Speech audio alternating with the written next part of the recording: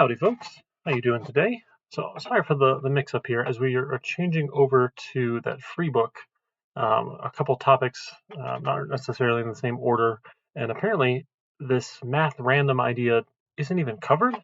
So he uses it in the text, and you'll see it in some of his examples, but I didn't find a good place where he kind of explains what's happening here. So the idea is this Math.Random will give you a random number as a double from 0, including 0, all the way up to but never 1.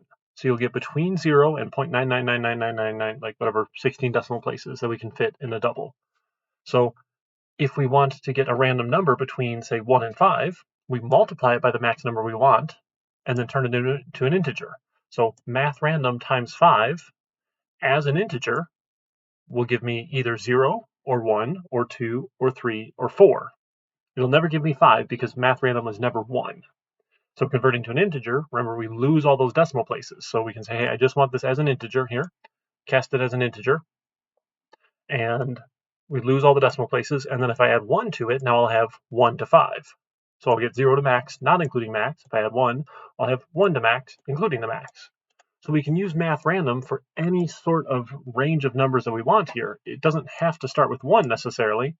The math is not so bad, but if I wanted like random numbers between 10 and 20, I would want, so that's going to be 11 different values.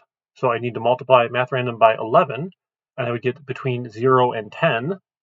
Then I would want to add 10 more, right? So if my lower bound here is 10, I'm going to add 10 to that, and then I need 11 possible values, right? So that was the times 11 to get between 0 and 10. So 0 and 10 plus 10 is going to be between 10 and 20.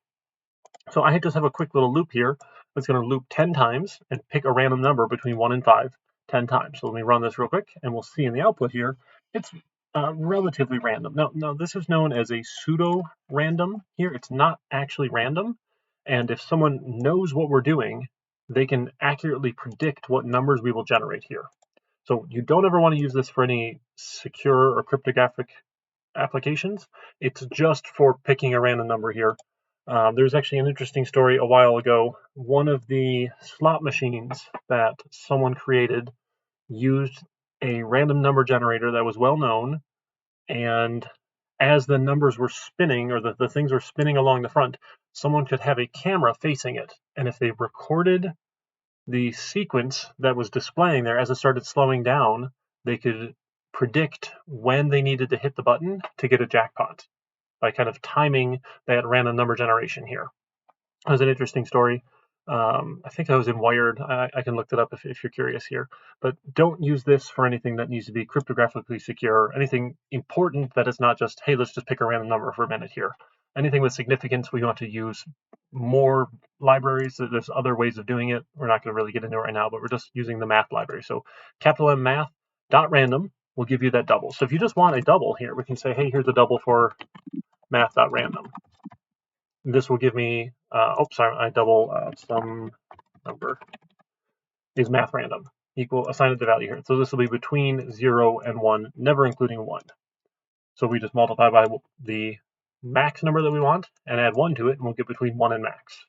If you want a range of values, right, it works out a little bit differently here, but again, don't worry too much about that. So when we're doing our rock, paper, scissors, lizard, Spock, if you want 5 different values between 1 and 5, we can pick a random number here. So again, sorry that this wasn't in there earlier, but hopefully that clears it up. I've got this code out here in GitHub for you in the course repository. So if you have any questions or concerns, let me know.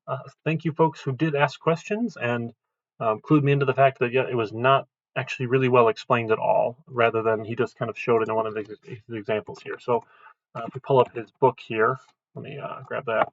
Like, he has it here, it's just not really great. So like in this chapter we're looking at here, in his introduction to arrays, there's a random that he uses in here, and he does this math random thing.